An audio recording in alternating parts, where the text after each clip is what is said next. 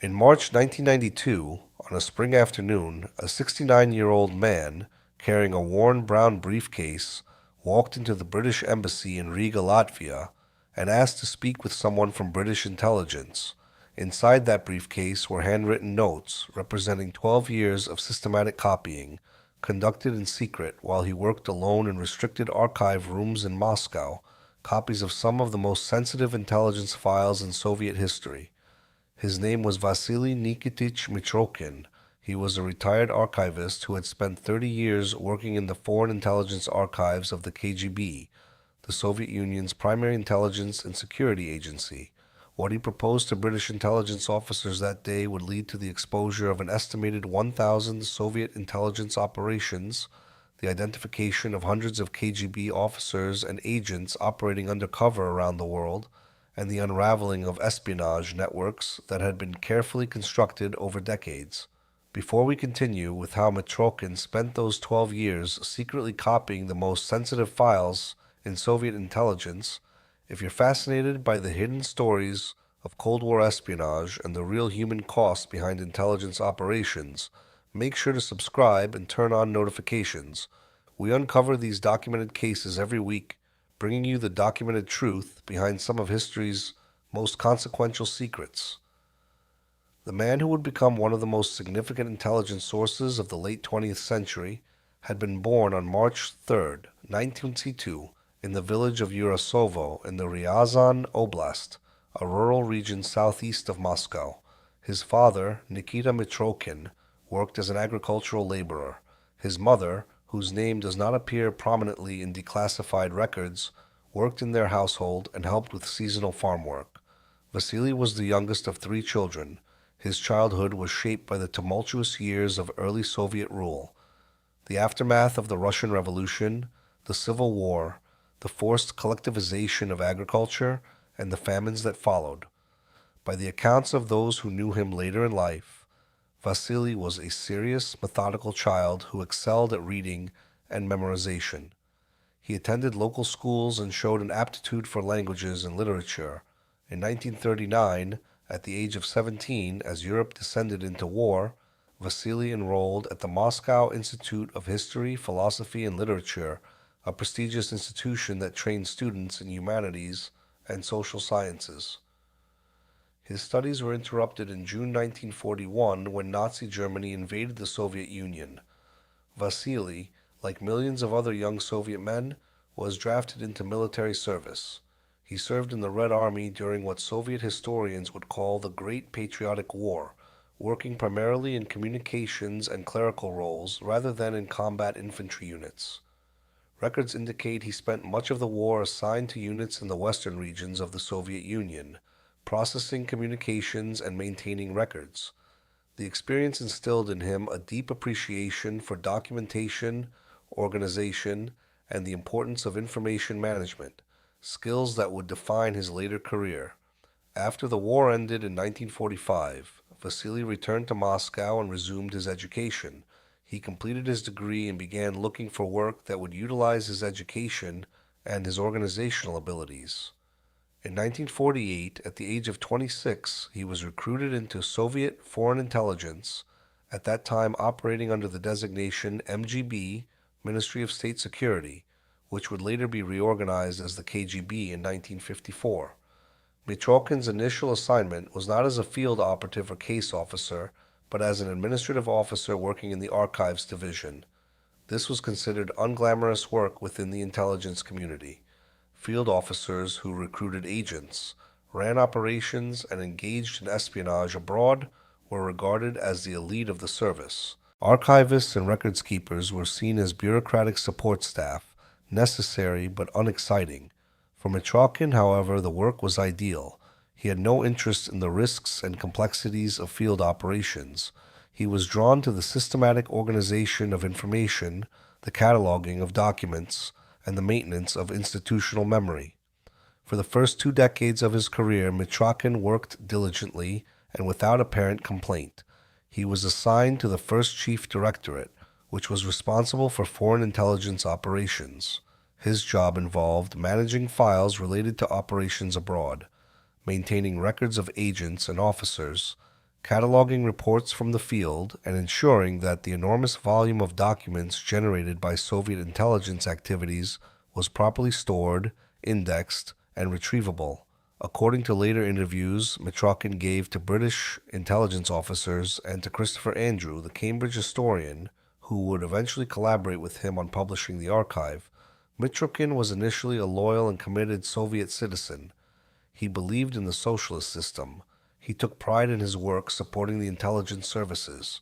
He viewed the KGB as protecting the Soviet Union from genuine external threats, from Western intelligence agencies, from capitalist powers seeking to undermine socialism, from saboteurs and spies. This began to change gradually during the 1960s. Several factors contributed to Mitrokhin's disillusionment. One was his increasing awareness, through the documents he handled, of the extent to which Soviet intelligence operations were directed not just against genuine foreign threats, but against Soviet citizens deemed ideologically suspect. He read files documenting surveillance of writers, artists, scientists, and ordinary citizens. He saw evidence of operations designed to suppress dissent, to intimidate intellectuals, to enforce conformity. Another factor was the growing bureaucratic corruption he observed within the KGB itself. Mitrokhin was a man who valued competence, organization, and professionalism. He became frustrated by what he saw as carelessness, favoritism, and incompetence among some of his colleagues and superiors. Promotions, he believed, often went not to the most capable officers, but to those with the right political connections, or those who were skilled at internal maneuvering. A third factor was his exposure to information about Soviet operations abroad. Through the files he managed, Mitrokhin learned details about disinformation campaigns, about efforts to manipulate foreign political systems, about the use of agents of influence to spread propaganda. He began to see these operations not as legitimate intelligence work, but as efforts to subvert democratic processes in other countries. This troubled him, particularly as he read more widely in prohibited foreign literature that sometimes made its way into the archives for evaluation purposes. By the late 1960s, according to his later testimony to British intelligence, Mitrokhin had reached a quiet but profound conclusion. The Soviet system he had believed in was corrupt, oppressive, and engaged in activities he could no longer morally support. However, he was a cautious man, deeply aware of the consequences of dissent in the Soviet Union. He made no public statements. He did not join dissident groups or engage in protests. He continued to perform his work competently and to maintain the appearance of a loyal employee. He waited. In 1972, the KGB made a decision that would have consequences no one at the time could have anticipated. The organization decided to move its foreign intelligence archives from central Moscow to a new facility in Yasenevo, a southwestern district of the city. The new headquarters was a modern complex designed specifically for intelligence operations, with enhanced security features, dedicated archive storage, and improved working conditions for staff. The move was massive.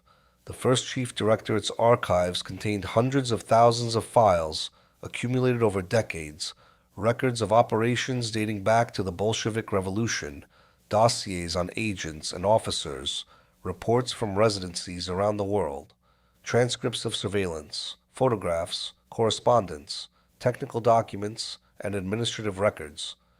The relocation process would take approximately 2 years, from 1972 to 1974, and required careful coordination to ensure that sensitive documents were not lost, damaged, or compromised during the transfer. Vasili Mitrokhin, by this time 50 years old and one of the most experienced archivists in the directorate, was assigned a central role in managing the move.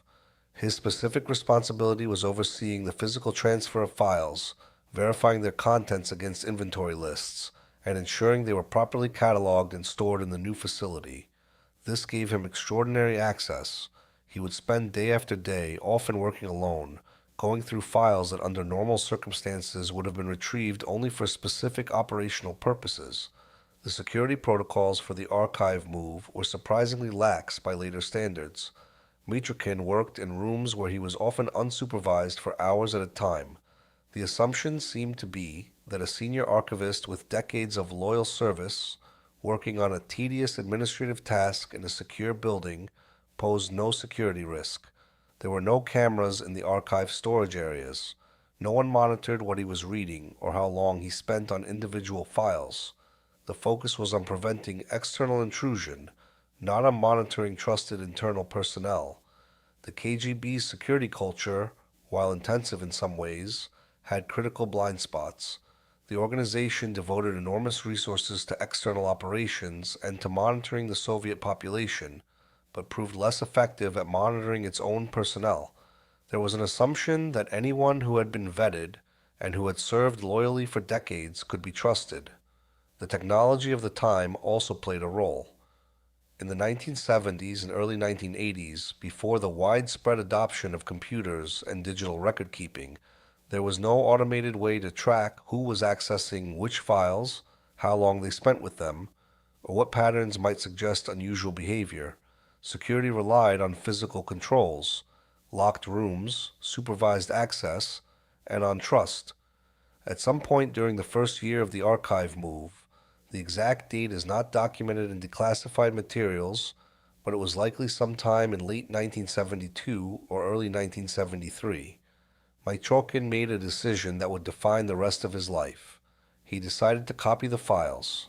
His motivation, as he later explained to British intelligence officers, was rooted in a belief that the information contained in these archives documented crimes against Soviet citizens, crimes against people in other countries, crimes against the truth. He believed that someday, perhaps after the Soviet system had fallen or reformed, this information should be available to historians, to journalists, to the public, so that the full scope of Soviet intelligence operations could be understood and documented. He did not, at this point, have a concrete plan for what he would do with the information he copied. He did not know if he would ever have the opportunity to share it with anyone. He simply felt compelled to preserve it, to create a record that existed outside the control of the KGB. The method he developed was painstakingly slow and required extraordinary discipline. Mitrokhin could not photocopy documents. The KGB archive facility had strict controls on copying equipment, which was located in supervised areas and used only for official purposes with appropriate authorization. Instead, Mitrokhin copied documents by hand. He would select a file, read through it carefully, and then write summaries and extracts in small, neat handwriting on slips of paper. In some cases, particularly for important operational documents or for materials that contained specific names, dates, and details, he copied sections verbatim. In other cases, he summarized the content, noting the essential information, code names, operation names, locations, outcomes. The process required him to memorize vast amounts of information because he could not take notes while reading the files in the supervised areas. He would read a document carefully, leave the archive room as if going to the restroom or taking a break, and then, in a bathroom stall or in a quiet corner, quickly write down what he remembered before returning to continue his work. This went on day after day, week after week, month after month. During the 2-year archive move, Mitrokhin had extensive access to files from all periods of Soviet foreign intelligence operations. He copied information about operations in Western Europe, in the United States, in Asia, in Africa, in Latin America. He documented the identities of KGB officers operating under diplomatic cover. He recorded the code names of agents, foreign citizens who had been recruited to provide information or to conduct operations on behalf of Soviet intelligence. After the archive move was completed in 1974, Mitrokhin's access became more restricted. He could no longer spend entire days alone with files. However, his position as a senior archivist still required him to retrieve and manage documents for operational purposes, and he continued to have opportunities to copy information, though at a slower pace than during the move. He continued this practice for another 10 years, until his retirement in 1984. The material Mitrokhin accumulated was staggering in scope. He documented operations that had never been publicly revealed. He recorded information about agents who had never been identified. He copied details about disinformation campaigns, about political influence operations, about efforts to penetrate foreign governments and intelligence services. Among the operations he documented were the KGB's extensive penetration of British intelligence and government institutions during the 1960s and 1970s, including agents working in sensitive positions who had never been publicly identified, operations in the United States involving agents of influence in academic institutions, media organizations, and political circles, details of KGB activities in Western Europe, including support for communist parties, disinformation campaigns, and the recruitment of journalists and politicians, information about operations in the developing world where Soviet intelligence worked to influence governments, support revolutionary movements, and counter Western influence, and technical operations, including efforts to steal Western military and industrial technology. Mitrokhin organized his handwritten notes with meticulous care. He used code names and operational designations as they appeared in the original files. He created his own indexing system to keep track of which operations he had documented and which agents he had recorded. The notes eventually filled thousands of pages. The question of what to do with this material became increasingly urgent as the notes accumulated. Mitrokhin could not keep them at the KGB facility. Security protocols required that all materials remain in controlled spaces. Instead, he smuggled the notes out gradually, hiding slips of paper in his shoes, in his pockets, inside newspapers, in his lunch bag. The security procedures when leaving the facility involved checks, but they focused primarily on preventing the removal of official documents. Mitrokhin's handwritten personal notes, if discovered, might have attracted suspicion, but on the occasions when guards glanced at them, they appeared to be personal jottings or shopping lists rather than copied intelligence files. Once he got the notes home, Mitrokhin faced the challenge of hiding them. His apartment was small, a modest two-room flat in a standard Soviet residential building in Moscow. He lived alone, having never married, which meant he did not have to conceal his activities from a spouse or children. However, apartments in the Soviet Union were not private spaces in the Western sense. Neighbors were aware of each other's comings and goings. Building supervisors kept track of residents. The KGB itself conducted periodic security checks of its employees, which could include unannounced visits to their homes. Mitrokhin developed a comprehensive hiding system. He kept the notes in containers. Some accounts describe them as milk churns, others as metal boxes, and concealed them beneath the floorboards of his apartment. He would carefully lift sections of the floor, place containers in the space underneath, and then replace the boards so that the floor appeared undisturbed. Over time, as the volume of notes grew substantially, he expanded his hiding places using different locations within the apartment to distribute the risk. The containers remained there, undiscovered, for years. For 12 years, from 1972 until 1984, Mitrokhin maintained this double life. By day, he was a conscientious archivist, respected by his colleagues for his knowledge and his meticulous attention to detail. By night and on weekends, he was a man sitting in his small apartment, copying his handwritten notes into more organized formats, creating indices, and adding to the hidden archive beneath his floor. No one suspected. In 1984, Mitrokhin reached the mandatory retirement age for KGB personnel and left the service. He received a pension and official recognition for his decades of work. His departure was unremarkable, one more bureaucrat finishing a long career. The KGB had no idea what he had done. Retirement presented Mitrokhin with both an opportunity and a challenge. He no longer had access to new files, but he also had more time to organize the material he had collected. More importantly, he began to think seriously about what to do with the archive. Simply preserving it beneath his floorboards would accomplish nothing if he died without passing it on. He needed to find a way to get the information to people who could make use of it. This proved more difficult than he had anticipated.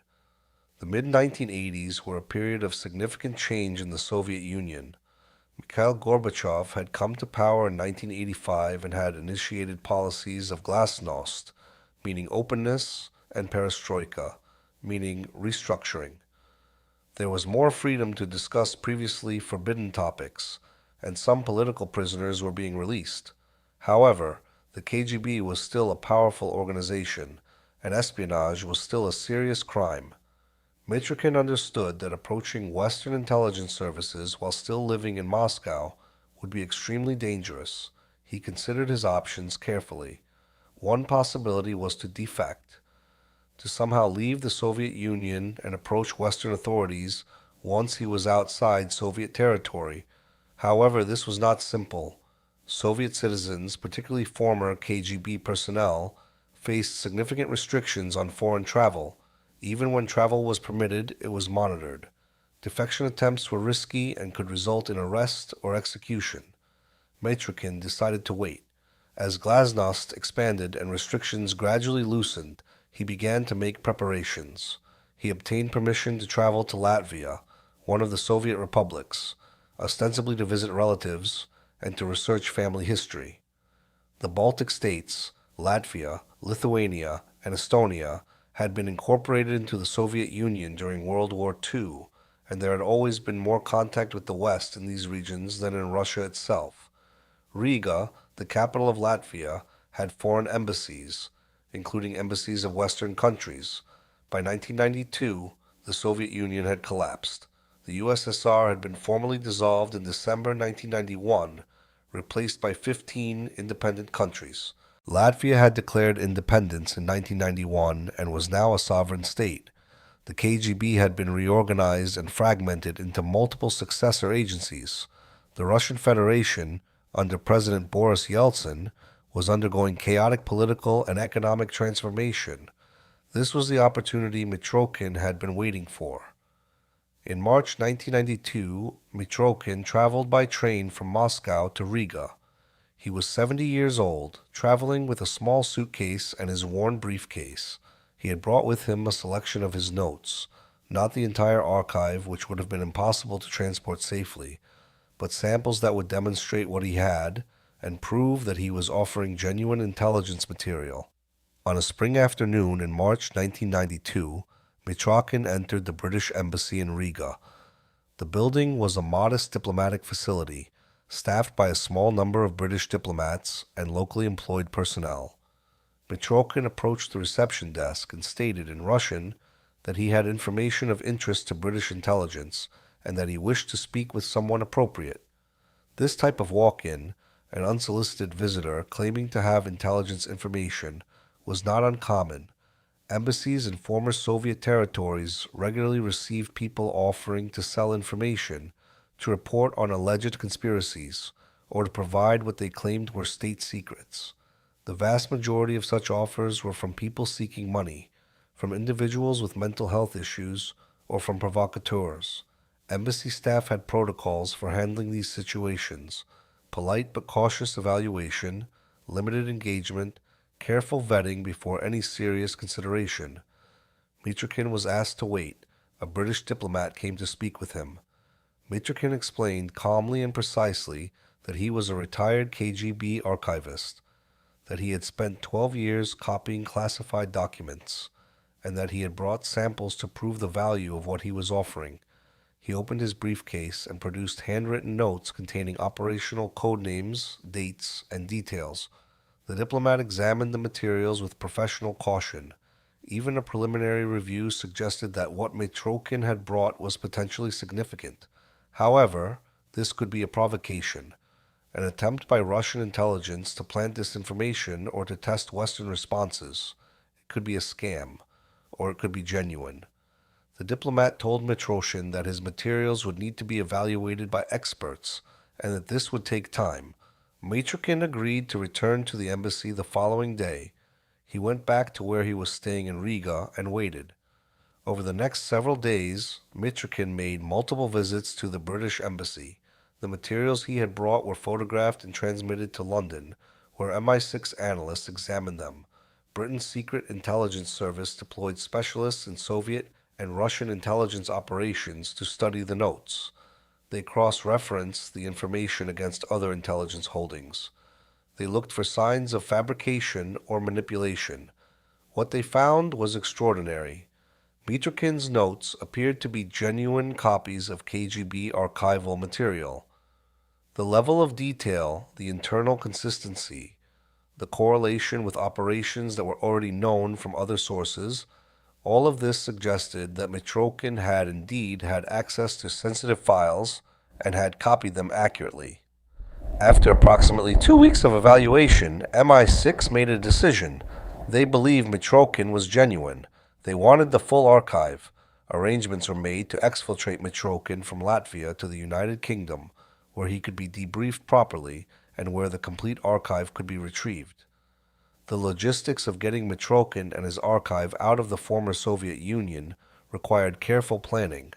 Although Latvia was now independent, and although Mitrokhin was a Russian citizen who was theoretically free to travel, there were complications. Russian intelligence agencies were still active in the region. If Russian authorities learned that a former KGB archivist was defecting to the West with classified materials, they would attempt to prevent it. According to declassified accounts, MI6 worked with Mitrokhin to develop a plan for retrieving the archive from his Moscow apartment and getting both Mitrokhin and the materials to Britain safely.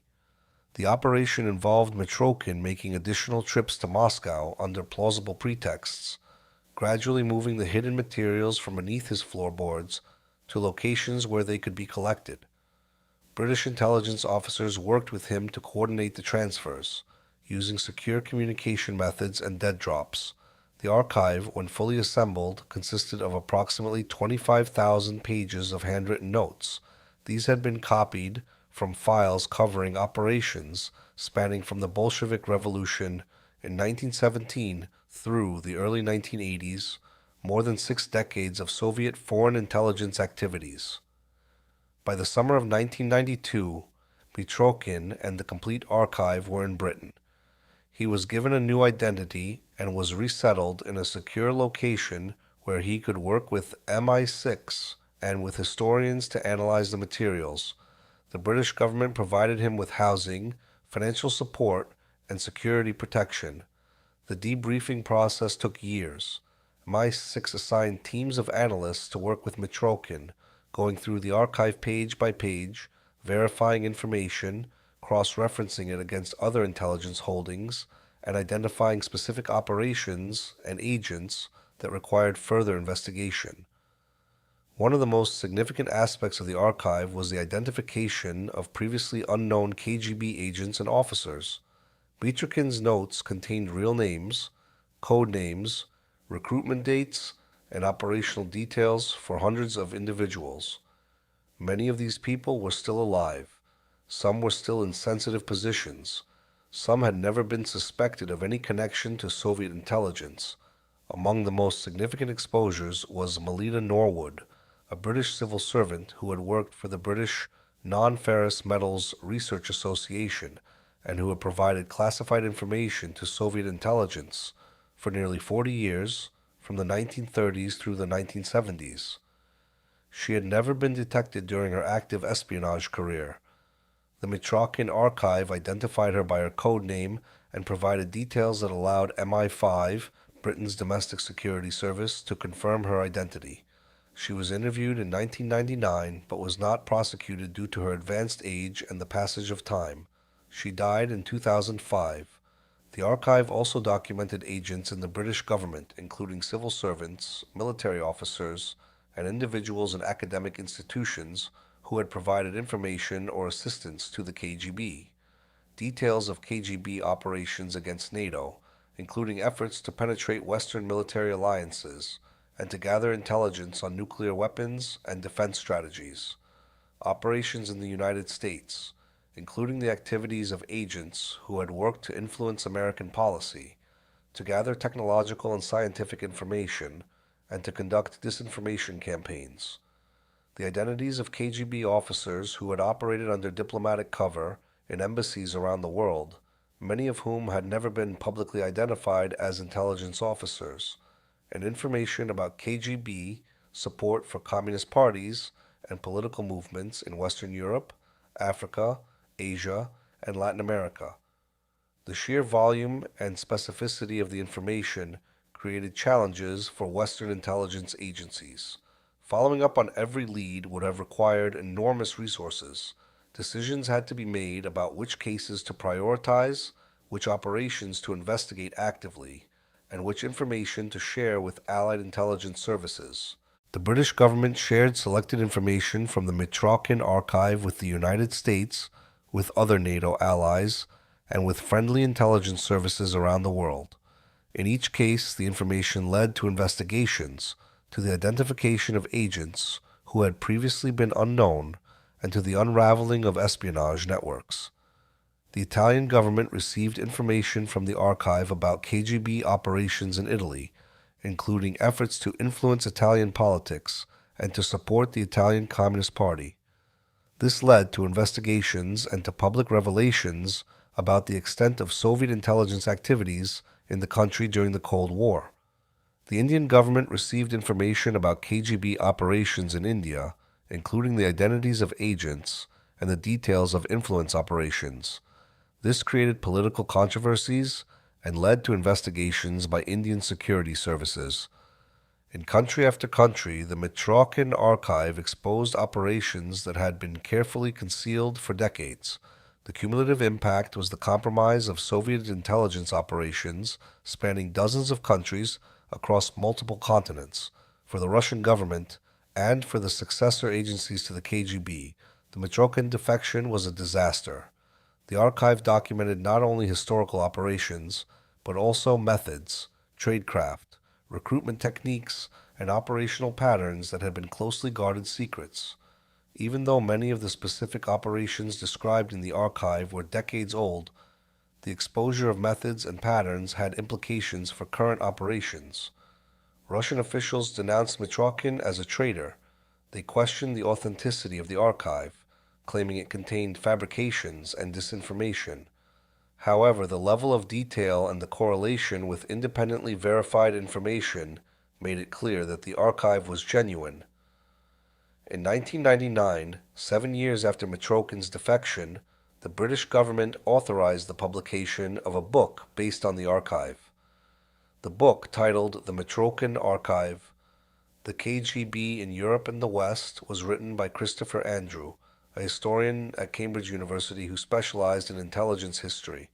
Andrew had been given access to Mitrokhin and to the archive materials, and he had spent years working with Mitrokhin to verify information and to place it in historical context.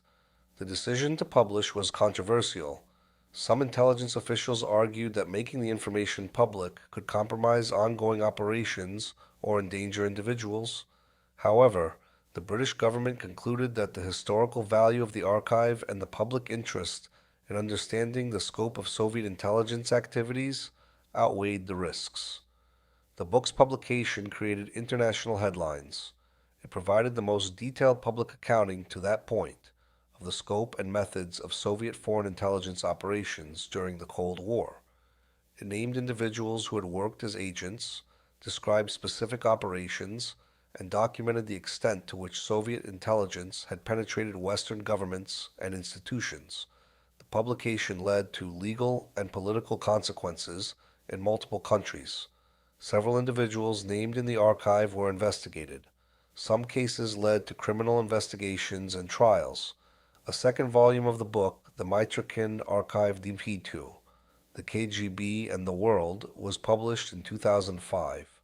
This volume focused on KGB operations outside Europe and North America, documenting activities in Asia, Africa, Latin America, and the Middle East. The Mitrokhin case led to a comprehensive review of security procedures at intelligence agencies around the world. The case highlighted the difficulty of preventing insider threats. Mitrokhin had been a trusted employee with decades of loyal service. He had not exhibited suspicious behavior. He had not had financial problems or personal crises that might have flagged him as a risk. He had simply, methodically, over 12 years, copied information and hidden it. Traditional security measures focused on preventing external intrusion or on identifying employees who exhibited obvious risk factors would not have detected what he was doing. This realization led intelligence agencies to develop more sophisticated approaches to insider threat detection, including behavioral monitoring, access pattern analysis, and psychological evaluation. The impact of the Mitrokhin archive extended far beyond the immediate intelligence and legal consequences. Historians studying the Cold War gained access to detailed documentation of operations that had previously been known only in fragmentary or speculative forms. The archive provided evidence that allowed scholars to understand how Soviet intelligence actually worked, how agents were recruited, how operations were planned and executed, how information was gathered and used. The archive also revealed the extent to which ideological commitment, rather than financial incentives, had motivated many Soviet agents. While some agents had been paid for their services, many of the individuals identified in the archive appeared to have been motivated primarily by belief in communist ideology, by opposition to Western policies, or by intellectual sympathy with Soviet positions. This complicated simplistic narratives about espionage being primarily a mercenary activity. The archive was not without limitations as a historical source. It represented one person's notes, taken from files he selected, summarized in ways he chose. It was not a complete record of Soviet intelligence operations, and it reflected Mitrokhin's own judgments about what was important enough to copy. The archive was also heavily weighted toward operations that were documented in written files, which meant operations that relied on verbal communications or that left minimal paper trails were underrepresented. Additionally, the archive primarily documented the activities of the KGB's First Chief Directorate, Foreign Intelligence, and did not provide comprehensive information about the KGB's other directorates, which were responsible for internal security, counterintelligence, and other functions. Despite these limitations, the Mitrokhin archive remains an extraordinary historical resource, unmatched in its scope and detail for understanding Soviet foreign intelligence operations. Vasili Mitrokhin lived quietly in Britain under his new identity, protected by British security services. He gave occasional interviews to Christopher Andrew and to a small number of other historians and journalists who were vetted by MI6. In these interviews, he remained consistent in describing his motivations. He had been disillusioned by the corruption and oppression he had witnessed, and he had believed it was important to create a historical record. When asked whether he had expected his archive to have the impact it did, according to declassified interview summaries, Mitrokhin expressed surprise at the extent of the consequences. He had hoped the information would eventually be useful to historians. He had not anticipated that it would lead to active investigations, prosecutions, and the exposure of so many operations and individuals. According to those who worked with him during his years in Britain, Mitrokhin was quiet, precise, and committed to accuracy. He corrected errors in interpretation. He insisted on verifying details before allowing information to be published. He was protective of the historical integrity of the archive and concerned that it not be misused for political purposes or sensationalized in ways that would undermine its credibility. Mitrokhin died on January 23, 2004, at the age of 81. He had lived in Britain for 12 years since his defection. The British government issued a brief statement acknowledging his death and noting his contribution to Western intelligence, but providing no details about his identity or location. His real name and the full extent of his contribution became public knowledge only through the publication of the archive materials and through subsequent historical research. The question of Mitrokhin's own moral position remains complex. He violated the secrecy oaths he had taken when joining the KGB. He systematically copied classified information over a period of 12 years. He defected with this information and provided it to a foreign intelligence service. From the perspective of Soviet and later Russian law, his actions constituted serious crimes: betrayal of state secrets, espionage, treason. From Mitrokhin's perspective, as he explained in his interviews with British intelligence and with Christopher Andrew, he was documenting crimes committed by the Soviet system. He saw the KGB's operations, particularly those directed against Soviet citizens, against dissidents, and against democratic processes in other countries, as morally wrong. He believed that creating a historical record of these activities was an ethical imperative, even if it required breaking laws and violating oaths. This tension between legal obligation and moral conviction runs through many espionage cases, but it was particularly acute in Mitrokhin's situation because his actions were not driven by personal gain, by coercion, or by immediate political crisis. He was not trying to prevent an imminent war or to expose an ongoing atrocity. He was creating a historical record, believing that truth and documentation had value even if their impact would not be felt for years or decades. The personal cost to Mitrokhin of his decision to create the archive and to defect with it is difficult to fully assess. He spent 12 years living a double life, knowing that discovery would likely mean imprisonment or execution. He spent another 8 years after retirement, waiting for the opportunity to safely defect, uncertain whether that opportunity would ever come. He gave up his life in Russia, his friends, his familiar surroundings, everything he had known, to live in exile under a new identity in a foreign country. Mitrokhin never married and had no children, which meant his defection did not have the family complications that many other defectors faced. He did not have to worry about leaving behind a spouse or children who might face repercussions. This simplified his decision in some ways, but it also meant he faced exile alone, without the support and companionship that family might have provided. The security implications of the Mitrokhin archive for current intelligence operations were profound and lasting. The archive revealed that a single individual, working alone over an extended period, could compromise vast amounts of classified information. The fundamental challenge remained: how to protect sensitive information when it must be accessible to the people whose job is to work with it. This question continues to trouble intelligence agencies worldwide.